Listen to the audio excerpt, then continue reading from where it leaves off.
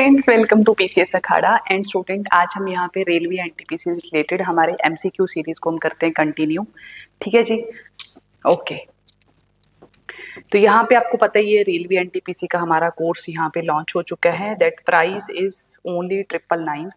ठीक है, यहाँ पे ये वाला प्राइस नहीं है स्टूडेंट, दैट इज ओनली 999।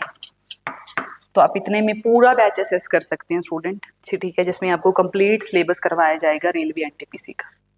अब अगर हम बात करें यूपीएससी अखाड़ा की, तो वहाँ पे यूपीएससी अखाड़ा जो हमारा वर्टिकल चैनल है, ठीक है, नेशनल करंट अफेयर भी हम करवा रहे हैं इसी चैनल के ऊपर पीसीएस अखाड़ा पे। आप उसको कंटिन्यू देख सकते हैं स्टूडेंट। पीडीएफ आपको टेलीग्राम लिंक चैनल पे मिल जाएगी, जिसका लिंक आपको डिस्क्रिप्शन बॉक्स में प्रोवाइडेड रहते हैं। अब हम बात करते हैं स्टूडेंट हमारे आज के एमसीक्यू सेशंस की।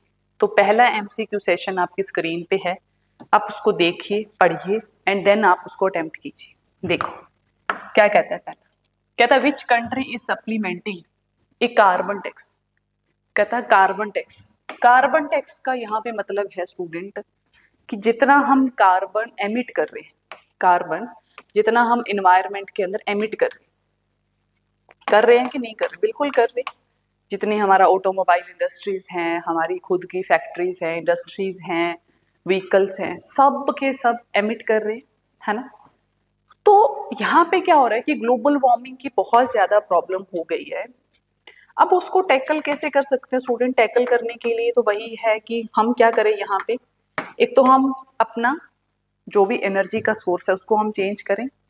सेकेंड, अगर आपको चेंज करना है, मान लो आपको ई व्हीकल्स डेवलप करने हैं, तो ऑब्वियसली स्टूडेंट आपको रिसर्च करनी पड़ेगी, है ना। या फिर क्या है कि आप रिन्यूएबल एनर्जी की तरफ मूव करें। अब रिन्यूएबल एनर्जी की तरफ भी मूव तभी कर सकते हैं स्टूडेंट जब आपके पास क्या होगा स्टूडेंट, इसके लिए बजट होगा, है ना। अब बजट ऐसा तो है नहीं कि सरकार छाप छाप के देती रहे, है ना। तो उस चीज को टैकल करने के लिए यहाँ पे हम, जैसे हम टैक्स लगाते हैं एक सिंपल, है ना, टैक्स हम पे करते हैं गवर्नमेंट को, वैसे ही एक कार्बन टैक्स नाम की भी चीज इंट्रोड्यूस की गई है। ठीक है, तो carbon border adjustment mechanism CBA on import starting in 2027। जो भी चीज आप इंपोर्ट करोगे उसके ऊपर आपको कार्बन टैक्स पे करना पड़ेगा। ठीक है, अब ये कौन सी कंट्री ने लागू की है स्टूडेंट? तो ऑप्शन है आपके पास, जो करेक्ट ऑप्शन है दैट इज यूरोप। यूरोप ऐसा करने जा रहा है 2027 से। ठीक है, यूरोप ऐसा करने जा रहा है 2027 से, वो कार्बन टैक्स यहाँ पे लागू करेगा। फिर सेकंड नंबर क्वेश्चन है आपके पास, कहता था great barrier reef is located off the coast of which country. Great barrier reef का मतलब है स्टूडेंट, रीफ वर्ड जो है that is related to your coral reef. Coral reef जो है वो एक ऐसा इकोसिस्टम है स्टूडेंट, कहाँ का, मरीन इकोसिस्टम एक तरीके का है।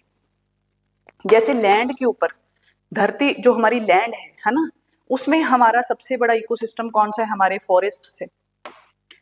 ठीक है, और यहाँ पे मरीन के अंदर, ओशियन के अंदर, सी के अंदर जो सबसे बड़ा इकोसिस्टम है that is our coral reef, जो बहुत इंपॉर्टेंट है। अब ये पूछ रहा है कि जो ग्रेट बैरियर रीफ है ये कहाँ पे प्रेजेंट है, किसकी कोस्ट के साथ लगता है, कौन सी ऐसी कंट्री है जिसकी कोस्ट पे ये लगता है? तो पहला ये बोलता है जापान में लगता है, इंडिया में लगता है, ऑस्ट्रेलिया लगता है, यूके लगता है। Then please remember Australia, please remember हमारा ऑस्ट्रेलिया पैसिफिक ओशियन में ये पड़ता है। ठीक है, ग्रेट बैरियर रीफ। ठीक है जी, याद रहेगा, यस और नो। ठीक है जी, okay. Next question, third number question. ठीक है, देखो कहता what is the primary pollutant from vehicular emission in Delhi as of 2024। ठीक है, प्राइमरी पॉल्यूटेंट बताना है। पॉल्यूटेंट क्या होते हैं स्टूडेंट? ऐसी चीज जो पोल्यूशन कॉजिंग एजेंट है, एक तरीके के पोल्यूशन कॉजिंग एजेंट्स हैं जिनकी वजह से पोल्यूशन हो रहा है। जैसे कि हमारे डस्ट पार्टिकल्स हैं, ठीक है, पार्टिकुलेट मैटर है। जब भी स्टूडेंट मान लो आपका कोल जल रहा है, तो कोल में से सिर्फ ऐसा नहीं है कि भी सिर्फ गैस ही बाहर आ रही है, कार्बन एमिशन ही हो रहा है, CO2 नहीं, उसके साथ साथ डस्ट बाहर आएगी। ठीक है, कोल को जब हम जलाते ऐश निकलती है उससे, ठीक है, बहुत सारा स्मोक प्रोड्यूस होता है। तो इन सब के क्या होते हैं? छोटे छोटे पार्टिकल्स होते हैं। अब ये जो पार्टिकल्स है स्टूडेंट, ये भी एक तरीके के पॉल्यूटेंट्स हैं, ये भी एक पॉल्यूटेंट एजेंट्स हैं स्टूडेंट्स। ठीक है, पॉल्यूटेंट्स हैं। तो इसमें जो हमारा प्राइमरी पॉल्यूटेंट है दिल्ली के अंदर due to vehicle emission that is particulate matter PM 2.5, ठीक है, ठीक है, पर्टिकुलेट मैटर, ठीक है, PM 2.5 that is primary pollutant from vehicle emission in Delhi 2024 के अकॉर्डिंग। 4th नंबर क्वेश्चन देखो, कहता अप्लाई करनी मार्शलैंड, ठीक है, ये न्यूज में था student, recently in news is located in which Indian state, ठीक है, आपको बताना है पल्ली करनाई मार्शल लैंड जो है वो कौन से हमारे स्टेट में प्रेजेंट है, देन आंसर इज तमिलनाडु। कहाँ पे प्रेजेंट है बच्चे? तमिलनाडु। अच्छा, आपको मुझे बताना है कि भाई ये न्यूज में था क्यों, ठीक है, मुझे बताओ आप ये न्यूज में है क्यों, हमारा पल्ली करनाई मार्शलैंड जो है ये न्यूज में था student, in the news recently. आप मुझे बताओगे कि ये न्यूज में क्यों है, कहाँ है ये बता दिया मैंने, तमिलनाडु। अब आप मुझे बताओ कि ये न्यूज में था क्यों, ठीक है। आज का पहला क्वेश्चन आपको। 5th क्वेश्चन देखो, कहता है विच institution launched the centre for data and public goods. भाई कौन सा इंस्टीट्यूट है जिसने सेंटर फॉर डेटा, आपको पता है ना जो भी हमारा डेटा होता है, चाहे आधार कार्ड का डेटा है, पैन कार्ड का डेटा, कितना सारा डेटा है हमारा, बर्थ सर्टिफिकेट्स, हमारे डिग्री, बहुत डेटा है भाई जो हमारा गवर्नमेंट के पास रहता है। तो कहता है कि भाई कौन सा इंस्टीट्यूट है जिसने लॉन्च किया CDPG, तो that is IISE, Indian institute of science. Next जो है that is which country approved a dollar, कितने dollar, $7 billion programme for hydrogen fuel development in 2024। ये भी एक रिन्यूएबल एनर्जी का सोर्स है स्टूडेंट, हाइड्रोजन फ्यूल, ठीक है, हाइड्रोजन फ्यूल। इसमें हम क्या करेंगे, पानी से हम एनर्जी बनाएंगे, पानी से हम एनर्जी बनाएंगे, कैसे बनाएंगे, सी हियर, वाटर जो होता है ना स्टूडेंट वो 2 मॉलिक्यूल से मिलकर बनता है, हाइड्रोजन H2 एंड ऑक्सीजन का मॉलिक्यूल। अगर आप सिर्फ हाइड्रोजन गैस की अगर बात करो, this is also gas, this is also gas, but जब ये दोनों मॉलिक्यूल आपस में रिएक्ट करते हैं तो बनाते क्या है, लिक्विड। यही तो केमिस्ट्री है, यही तो जादू है ना, यही तो मैजिक है साइंस का। तो यहाँ पे जो H2 हमारी गैस है स्टूडेंट, H2 जो हमारी गैस है ये बहुत ही रिएक्टिव गैस होती है, बहुत ही रिएक्टिव गैस है। मतलब कि मान लो अगर ये अगर हम यहाँ पे खुले में छोड़ दें तो ये बहुत रिएक्ट करने वाली गैस है, ठीक है, रिएक्टिव गैस होती है जो बहुत सारी चीजों के साथ रिएक्ट कर जाती है। और सेकंड थिंग, इसको ये भाई आग बहुत जल्दी पकड़ती है, ठीक है, तो इसको हम क्या है, इसको हम फ्यूल की तरह एज ए यूज कर सकते हैं, फ्यूल की तरह हम एज ए इसको यूज कर सकते हैं, ठीक है। बट ये स्टूडेंट बहुत ज्यादा अनस्टेबल है, इसलिए स्टूडेंट यहाँ पे क्या मेन इशू है, मेन इशू है कि इसको टैकल करना बहुत मुश्किल है, सेफ्टी कंसर्न बहुत जरूरी है। मान लो आप हाइड्रोजन फ्यूल से चलने वाली बस में बैठे हो, कार में बैठे हो, पता चले आग लग गई है ना, एकदम से कहीं से गैस लीक हो गई, ठीक है, तो वो दिक्कत बहुत रहती है इसके अंदर, ठीक है, तो वो बहुत दिक्कत रहती है यहाँ पे, क्योंकि बहुत ही रिएक्टिव गैस है स्टूडेंट, इसलिए आप इनसे मतलब सेफ्टी पॉइंट ऑफ व्यू से थोड़ा सा प्रॉब्लम है। तो दैट इज USA, ठीक है, USA इस पे बहुत रिसर्च कर रहा है हाइड्रोजन फ्यूल के ऊपर, ठीक है। नेक्स्ट जो है कहता what is the theme of COP28 held in 2023-24 के अंदर। आपको COP28 का यहाँ पे आपको बताना भी थीम क्या था। तो थीम था स्टूडेंट एक्सेलरेटिंग क्लाइमेट एक्शन। क्या थीम था? एक्सेलरेटिंग क्लाइमेट एक्शन, ठीक है। तो COP28 जो हमारी 2023-4 में हुई, उसका यहाँ पे आपको ये बताना है कि भाई उसका क्या था, यहाँ पे थीम बताना, तो that is accelerating climate action. 8th number question देखो, कहता है डिक्लिटोरिया पोलीमोर्फिया डिस्कवर हुआ था 2024 में, is found in which region of India. I think ये हमने पहले भी करंट अफेयर में किया हुआ है।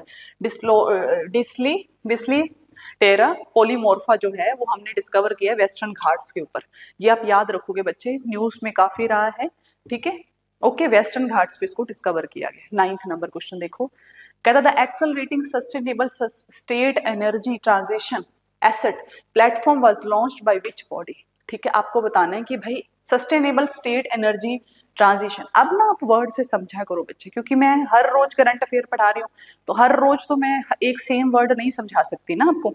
सस्टेनेबल डेवलपमेंट मैंने पहले ही बताया हुआ है ना क्या चीज होती है, अब आप उस चीज को समझा करो।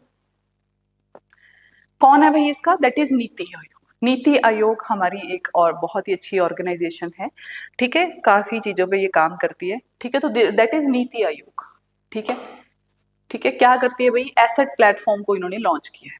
नेक्स्ट 10th नंबर क्वेश्चन कहता है which Ramsar site is situated on the Beas river. Beas river के ऊपर कौन सी रामसर साइट है ये पूछा है उसने, दैट इज पोंग डैम। ठीक है, पोंग डैम जो हमारी यहाँ पे रामसर साइट है वो कहाँ पे लोकेटेड है, ब्यास में अंदर। जैसे यहाँ पे दिया हो कियो लदाओ नेशनल पार्क, ये हमारा कहाँ पे, मणिपुर के अंदर है। पोंग डैम कहाँ पे, ब्यास रिवर। हरिके वेटलैंड हमारा सतलुज रिवर के ऊपर है। चिलिका लेक हमारी आपको पता ही है ना, चिलिका लेक आप सबको पता है, नहीं पता? चलो कमेंट बॉक्स में बताना मेरे को चिलिका लेक का, बताना मुझे चिलिका लेक कहाँ पे पड़ती है। इसके बारे में एक बहुत इंटरेस्टिंग फैक्ट है चिलिका लेक के ऊपर, रामसर साइट से रिलेटेड ही है, तो आप मेरे को बताओगे वेयर इज चिलिका लेक। ठीक है, बताना है मेरे को, अच्छे से बताना है। ठीक है, कौन से रिवर ये इसको यहां से जाती है इसके पास से, ये भी आपको बताना है। ठीक है, next question 11th number question कहता है Santiago network is associated with which field. ठीक है, आपको बताना है सेंटिगो नेटवर्क जो है that is related to climate change loss and damage. ठीक है, climate change and loss and damage, ये हमारा सेंटिगो नेटवर्क है जिससे ये रिलेटेड है। 12th नंबर क्वेश्चन कहता है India's fossil fuel CO2 emission are projected to increase by what percentage in 2024। 2024 में जो CO2 का एमिशन है वो कितना बढ़ गया है। अगर आप पिछले साल के कंपैरिजन में देखोगे तो आप बताओ भाई CO2 का जो एमिशन है वो इंडिया का कितने परसेंटेज बढ़ गया है, कितने परसेंट बढ़ गया है। तो प्लीज रिमेंबर दैट इज 4.6%। कितने परसेंट बढ़ गया है, 4.6% यहाँ पे हमारा CO2 एमिशन बढ़ गया है इंडिया का 2024 के अंदर। ठीक है, बढ़ा ही रहे हैं, घटा तो हम रहे नहीं। ठीक है, ओके 13 नंबर क्वेश्चन, वैसे बढ़ क्यों रहा है, क्या इसमें हम कुछ कंट्रीब्यूट कर रहे हैं इसको बढ़ने के लिए? बिल्कुल कर रहे हैं। अंधाधुंध ये जो हम प्लास्टिक यूज करते हैं, शो ऑफ करते हैं, है ना, आज कपड़े खरीदे, कल फिर और खरीद लिए, परसों कुछ और मन किया वो भी खरीद लिया। आपको क्या लगता है ये जो आप इतने अनमाइंडफुल तरीके से आप कपड़े खरीद रहे हो, ठीक है, आपको क्या लगता है ये इन्वायरमेंट के लिए अच्छी है? नहीं, है ना। आप जो घर में प्लास्टिक लेकर आते हो, आप जो घर में चीजें यूज कर रहे हो, एक बार आप उनका हिसाब तो लगाइए कि वो जा कहाँ रहा है। ठीक है, तो आपको पता चल जाएगा कि आप बहुत कंट्रीब्यूट कर रहे हैं उसमें। ठीक है, ये जो कंज्यूमरिज्म का जो आ गया ना, फैशन आ गया है ना, ये नहीं होना चाहिए। ठीक है, ये बंद होना चाहिए। नेक्स्ट 13 नंबर क्वेश्चन देखिए,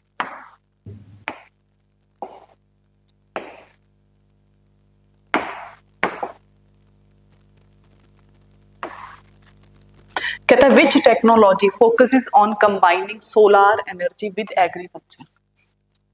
ठीक है, कौन सी टेक्नोलॉजी है जो फोकस कर रही है यहाँ पे on combining solar energy with agriculture?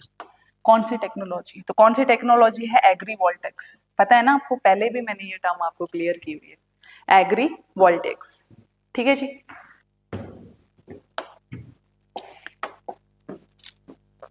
12th number 14 number कह रहा था black footed ferret conservation in 2024 क्या है, क्या था, the black footed ferret conservation in 2024 used what technique. ठीक है, इसने भाई कौन सी टेक्निक यूज किया? जेनेटिक इंजीनियरिंग यूज की है, हैबिटेट रिसोर्टेशन यूज किया, क्लोनिंग की है, आर्टिफिशियल इंक्यूबेशन किया, तो दैट इज क्लोनिंग। ठीक है, पहले भी क्वेश्चन आया हुआ है, बस उसका थोड़ा सा उसको चेंज करके किया हुआ है। ब्लैक फुटेड फेरेट के बारे में मैंने पहले भी बताया हुआ है इस स्पीसी के बारे में कि इसको कंजर्व किया गया है थ्रू क्लोनिंग टेक्नोलॉजी। ठीक है, तो the black footed ferret. 15 number question पहले कर चुके हैं बच्चे, अब मैं बार बार क्यों रिपीट करूं इस पे, है ना, क्या है कैसा है, मैंने पहले ही आपको बताया हुआ है। ठीक है, ओके नेक्स्ट, सॉर्सोनिया पोदना a critically endangered species was discovered in which state. कौन सी स्टेट में हमने ये वाली स्पीसीज यहाँ पे की है अपनी? तो दैट इज मणिपुर। मणिपुर के अंदर ये हमें स्पीसी मिलती है जो कि क्रिटिकली एंडेंजर्ड है। 16 नंबर क्वेश्चन देखो, कहता था बायो डिराइव्ड फॉर्म, एक बायो डिराइव्ड फॉर्म है डेवलप्ड बाय IISc।